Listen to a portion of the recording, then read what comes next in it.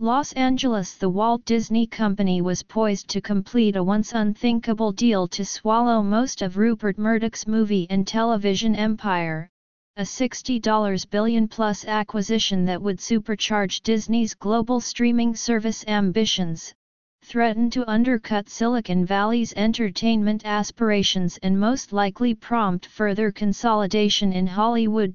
Disney was closing in Tuesday on an all-stock transaction to cleave out most of the assets of 21st Century Fox, which is controlled by the Murdoch family, with an agreement possibly coming as soon as Thursday, according to two people briefed on the matter, who spoke on the condition of anonymity because the talks now down to the final details were private. This is a massive, out-of-the-blue idea with enormous ramifications, said Michael Nathanson, a longtime media analyst. Direct-to-consumer services like Netflix will face more challenges for market share. For Hollywood, it begs for more consolidation. There will be 1 or 2 fewer studios a year from now. What happens to CBS and Viacom? Under the current contours of the discussions, which could always hit a last-minute snag, Disney would buy the 20th Century Fox movie and television studios, 22 regional cable networks dedicated to sports, Fox's stake in the Hulu streaming service, cable networks like FX and National Geographic, and stakes in 2 behemoth overseas television service providers, Sky of Britain and Star of India. That would leave Mr. Murdoch's 21st Century Fox with 3 properties: Fox News, the relatively young FS1 cable sports channel, and a broadcasting unit formed by the Fox network and local TV stations. His plans for those operations were unclear, but almost all of them involve news, a business that has long been dear to Mr. Murdoch's heart. Analysts have suggested that they could be combined with the family's newspaper-focused company, News Corporation. Disney did not respond to queries on Tuesday. A Fox spokesman declined to comment. Behind Disney's interest in a deal is a zealous effort to dramatically lessen its reliance on traditional television, a business built on third-party cable and satellite subscriptions that surged for the last 2 decades but is now in decline. Instead, Disney has begun pivoting toward what it sees as a new growth engine: subscription streaming services that bring its movies and TV shows directly to consumers. Disney's first major streaming effort, ESPN+, will arrive in the spring. A second and still unnamed offering, built around the company's Disney, Marvel, Lucasfilm and Pixar brands, will roll out late next year. Disney has sought the 21st Century Fox assets to bolster those efforts and add a third service to its streaming portfolio.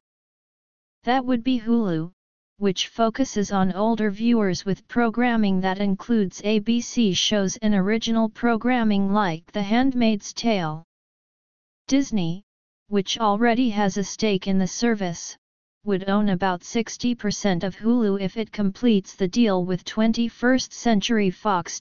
By self-distributing content in a major way, Disney would help fortify itself against competition from Netflix, Amazon, Apple, and Google.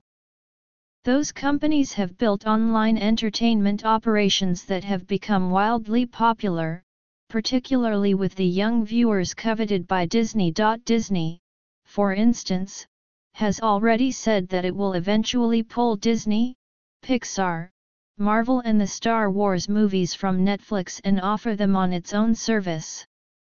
Controlling the Fox library, which includes the X-Men movies, TV shows like The Simpsons, FX series like The Americans and classic films like The Sound of Music, would give Disney additional leverage. 21st Century Fox has lately been moving its library content to Hulu in the United States, but Netflix relies on Fox licensing deals in many other countries. Netflix has shrugged off the loss of Disney content by noting that it has aggressively moved toward making its own movies and shows. Next year, it will spend an estimated $7 billion on original programming. A Netflix spokesman declined to comment on Tuesday. Of course, original hits can be hard to find.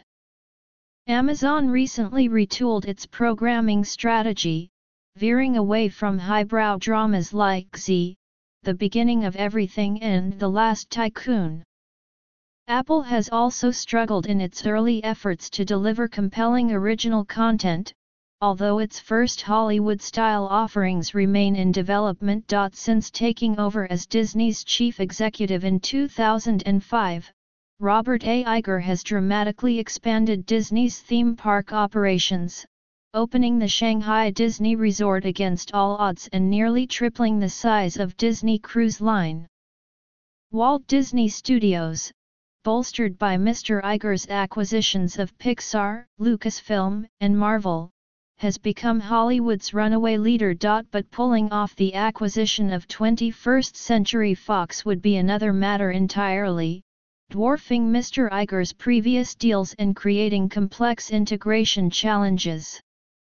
Some executives who work at Fox's studio offices in Los Angeles have been complaining bitterly about the prospect of Disney management power outages here at the office, one Fox executive wrote on Twitter last week.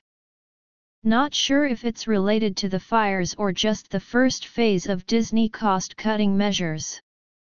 The Murdochs were not seen as sellers as recently as October. This potential about-face is startling, Mr. Nathanson said.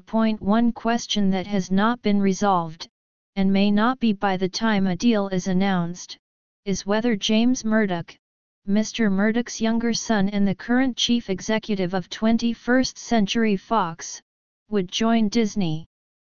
Were he to do so and leave the family business, the younger Mr. Murdoch could potentially oversee the international broadcast operations, one of the people briefed on the matter said, though negotiations over any such role were still under review.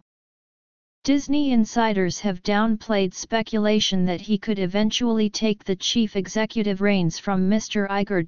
To complete a 21st Century Fox integration and guarantee that Disney's streaming services are introduced without problems, two legacy-defining high-wire acts, Mr. Iger may well renew his contract for a fourth time. He is currently set to retire in July of 2019. Though Comcast had also vied for 21st Century Fox's assets, the cable giant never gained as much traction. In a statement on Monday, Comcast conceded that it was out of the running.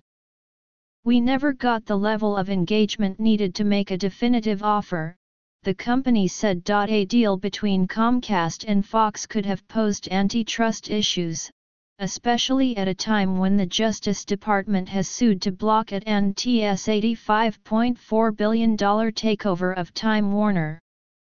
A deal with Disney was seen as potentially posing fewer problems, but deal makers have said that little is certain in the current regulatory environment. Analysts said that Disney's two biggest governmental hurdles would most likely involve the regional sports networks, which would add to ESPN's dominance, and the 20th Century Fox movie studio, which employs 3,200 people and has been controlled by Mr. Murdoch since 1985.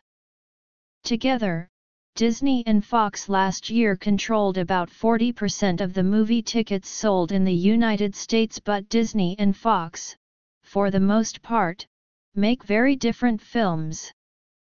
The contrast was on display on Monday, when Fox received 27 Golden Globe nominations for its movies, including indie-style Fox Searchlight dramas like The Shape of Water and 3 Billboards Outside Ebbing, Missouri.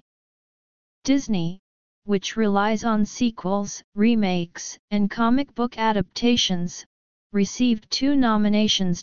Disney has not divulged any plans for Fox's movie operation, but it would almost assuredly cut it back and refocus certain divisions on making movies that can be distributed online instead of in theaters.